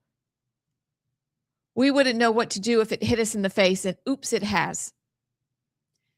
Then don't run for office. Don't run to be president of the United States. Don't run for Congress. Don't run for any position that you can actually do anything about these issues, and then don't do anything. Mm-hmm. We're just lazy. Get out of the way. We're not lazy. You're not lazy. We want things done. But most of the country is so comfortable and they just want to live their lives and be left alone, but they don't understand you can't live that way anymore. We got so comfortable that we were lulled to sleep. We were the frogs boiled in the pot. That's the nice answer. You do realize that. It's the nice answer because we need to get to Hot Flash News, but we need to have this discussion on another plunge day. Because it's a really good discussion, Sinclair.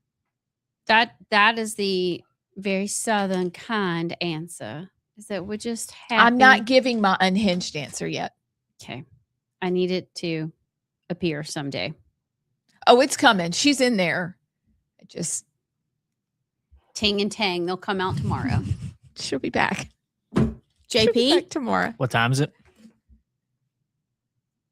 Hot Flash News.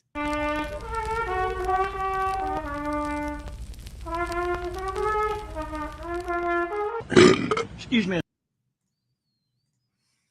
It never gets old. It never gets old. Ever. Okay, so this time I'm actually going to do it right. Okay. I didn't read any of these articles, okay? So I can't comment. All I know is the headline, just like y'all. Okay. You say swipe right. We'll dig in. You say swipe left. We'll move on. Erica Thomas. She's our friend. We love her. Why are we laughing? I don't know. Because you're laughing. Y'all don't even know the headline yet. Put your thinking caps on. All right. Former pastor accused of using gay hookup app Grindr while out on bond following child sexting arrest. That's Swipe the right. headline. Swipe right. Where is this at in Alabama? James Gorman Houston III. Oh, no, he didn't. Oh, dear. The son of the late Alabama Supreme Court Justice J. Gorman Houston Jr. was rebooked in the Tuscaloosa County Jail. Roll Tide. Dadgummit. What? This is not funny. Houston was arrested in December of 2024 during an undercover sting by the West Alabama Human Trafficking Task Task Force. Tack Pork. He was charged with electronic solicitation of a child and traveling to meet a minor for a sex act. I asked him. Investigators said Houston was caught using Grindr to communicate with an undercover agent who was posing as a child, which means it was a boy child. Ugh. In court filings, prosecutors claim that Houston was using the app again in June this year under the username Confident Dad. Oh. Ugh. Do you have a picture of him? He looks familiar. Yeah, he does. You can't see him. He looks familiar. Ew. There might be some relief that he's been caught, but clearly not any repentance because he keeps going back to his own vomit. That's just not that it makes it any better if it's I can't even say that. That's just gross. Yeah, just all around bad. Fairfield now has joined this is from AL.com. Fairfield now has joined a growing number of Alabama cities that have passed data. By the way, yesterday I had a conversation. Is it data or data? Depends on what data or data you're talking about. Data centers, phone data. But they're spelled the same, JP. Mm-hmm. Well, no, My I'm mom not saying says that's data. That's how I do it. That's how My sciencey mom and dad say data. Chris says data. Mr. Science. He says data. What do you say? Well, I don't know. And this morning I was watching Fox Business. Look at you, fancy pants. Tell us the latest on the stocks. I was watching. I don't know. There's numbers. I love mornings with Maria. I think that's what was on. And in that, they were interviewing somebody about these centers, we'll call them. And Maria said data, and the expert said data. Well, maybe we should say what the data shows. All right. Well, the data shows that these cities have passed those center moratoria. Okay. Birmingham, Leeds, Fort Payne, Homewood, Coleman, Springville, and now Fairfield and Pinson is considering a temporary ban. Wait, are you saying that cities can move quickly if they really don't want to do something? I guess so. And what I'm saying is, sorry, are y'all swiping right? Yeah. That was your swipe. Yeah. Sorry. I didn't know that cities could, because I guess the city councils, and Tommy Tuberville actually talked about that. He said, I can't remember what it was, maybe on Fox. He was like, I can't just go in as governor and say we're doing all this. These centers have to pass local councils and commissions. So there is a stopgap there. There is a whoa, slow down. But I didn't know they could just do that. I didn't either. So there are a great number of people that are concerned. I feel validated in that. We're not saying it's right or wrong. We need a second. Catch our breath. Yeah. So.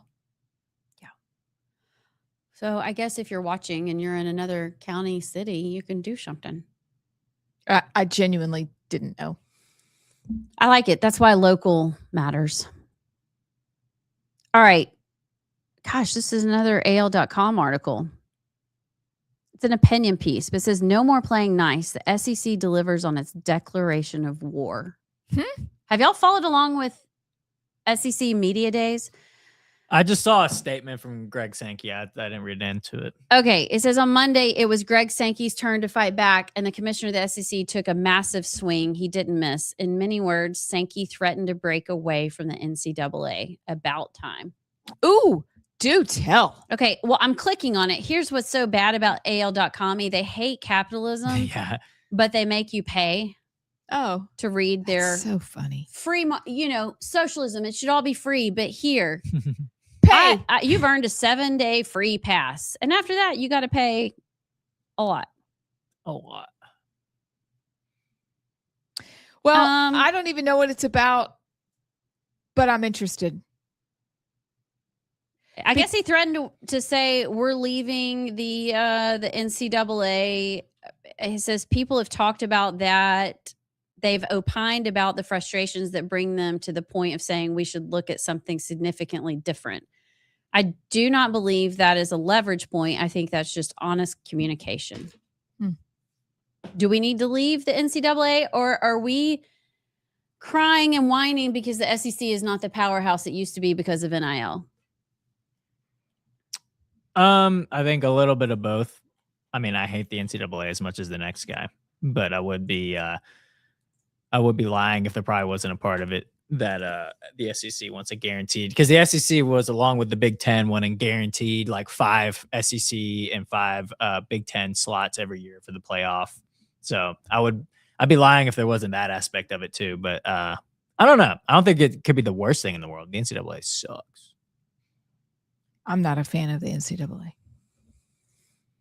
but JP knows way more about it.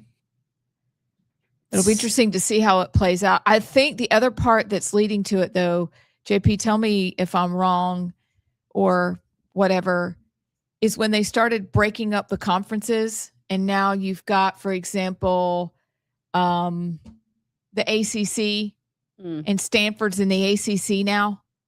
How does that make sense? You know, they're doing things that doesn't make any sense. You have kids in college, they're supposed to get their schoolwork done, meanwhile traveling across the country twice a year within the same month to play each other in a conference that's disjointed and insane. And then they make rulings where some athletes get some things and others don't, but if you look at their measurables, they're identical. They're a little bit like the Athletic Association. They do what they want, and the rest of us pay. So I'm really interested in how this story plays out. But it also could be we're not the powerhouse we used to be, and we're like, let's just go manage it ourselves and see what we can do. I don't know if now that's a lot of variables that you're managing at once. Like, we got enough going on with NIL, and I don't know. Who am I, though? I am not Greg Sankey. I do know that. Not the Bee says a lawsuit says Alabama woman walked into traffic because Chat GPT told her she was fulfilling a prophecy. What? Is that real? She died, right? I've seen this, but I haven't opened it. Christian Faith Madison died on June 9th after she walked into the interstate outside of Birmingham in an apparent suicide. Her family is suing ChatGPT, accusing the company of brainwashing her into killing herself. Against OpenAI, Sam Altman. Holy cow. According to the complaint, Madison developed what her family describes as an increasingly unhealthy relationship with ChatGPT after using the artificial intelligence chatbot for emotional support. The lawsuit claims that during conversations with ChatGPT, the AI chatbot referred to Madison as a prophet and a seer. Oh, frick. She discussed her faith and her desire to help others, and the lawsuit alleges the chatbot responded by telling her she should be willing to bleed for that mission. Wow. Is ChatGPT Muslim? I'm serious. This is odd. It sounds like the imams. Like, we've got to be ready to give our blood and sacrifice. Wow. ChatGPT said to her, "You are not done, but you must die first." And people wonder why we're worried about AI. Wow. That's horrific. Isn't it funny nobody's talking about this? Mm-hmm. I haven't heard it on any, I mean, I've seen it on the X's, but I haven't heard any news outlet talking about this. I haven't either. I didn't know it had happened. Or that it happened. Okay, last one. Astronomers. Oh, I always wanted to be an astronomer. I know what you're going to say on this one. That was my dream. They announced that they discovered space sugar. Please, somebody say swipe right, because I don't know what space sugar is. I don't Swipe either. right. I saw the headline. Okay. I was going to make a joke, but I'm not going to. Using the Gibbs 4-meter and IRM 330-meter radio telescopes, the astronomers scanned the molecular cloud G plus 0.69-0.027, a chemically rich region located roughly 8,200 parsecs Parsi. I'm so glad I'm not an astronomer. That'd be embarrassing. From the center of the Earth. No, from Earth near the Milky Way center, they picked up 12 sets of radio emission lines that match the predicted spectral fingerprint of etherealose, a 4-carbon sugar with the chemical formula C4H8O4. Okay. And it contains oxygen. That's huge. That's big.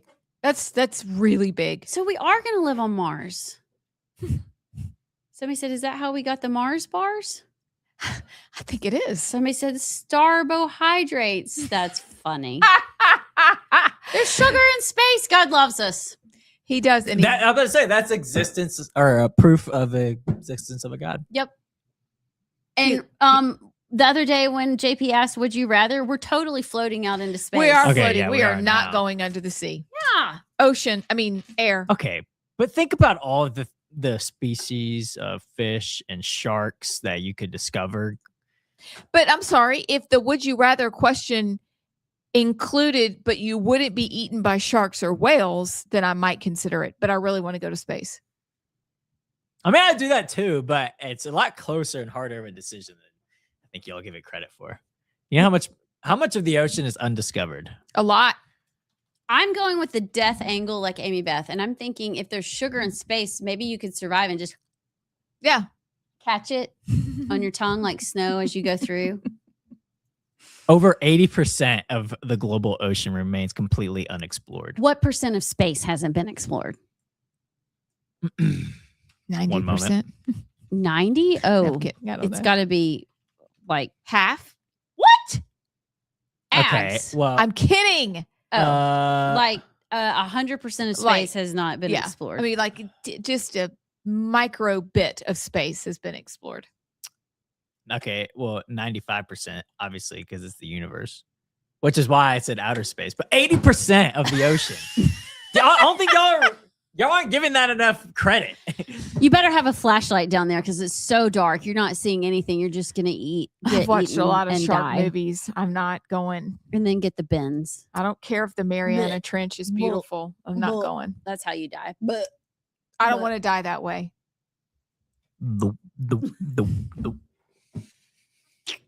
I'd like to just die in my sleep. Do it, that's you what know. it looks like.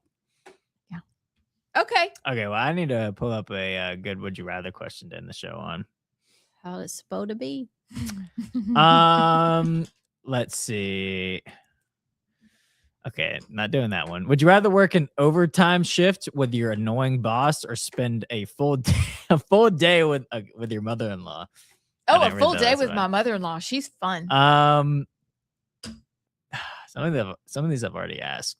Would you rather buy 10 things you don't need every time you go shopping or always forget the one thing that you need when you do go to the store? I already buy 10 things I don't need. Gosh, both are annoying. But no, I don't know. No, it'd get expensive. Hate forgetting. I do too. That is the It makes worst. me angry. I choose to get angry when I get home and I go, ugh, I forgot the toilet paper Yeah, that's a big one. or the half and half. If I had unlimited funds, I would go with bring 10 extra things home because I bet you could use them eventually. Yeah. Or you could give them away and make them part of your ministry to the homeless people on the side of the road. Or in the parking lot sometimes at Target. Yeah. One more good one. Would you rather be the cowboy riding the bull or the clown who distracts it? Oh. That's a good one. I'm riding the bull. I'm riding the bull. They still be fun. I don't want to distract the bull. What if he caught up to me? I'm such a bad runner. I better ride. They have them to say.